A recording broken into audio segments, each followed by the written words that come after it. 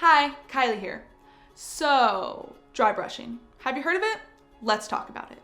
Here's everything you need to know about dry brushing in 90 seconds or less. Dry brushing is pretty much what it sounds like and isn't as weird as it sounds. What you're doing is getting rid of dead skin cells, exfoliating and helping to remove toxins. Everybody, yes, even you, has a network of organs, nodes, ducts, and vessels called the lymph system, and a lot of it is right beneath your skin. When you dry brush, you help to move that system along. Trust me, that's a good thing.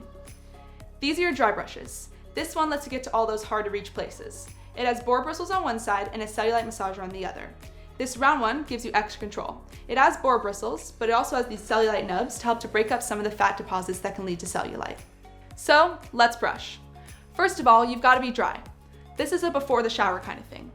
Always brush towards your heart because, well, it's your heart. So let's start. Starting at your feet, brush upwards using long, smooth strokes. You can use this process to brush your legs, your arms, your back, your stomach, and even under your arms. Once you're done, just hop in the shower.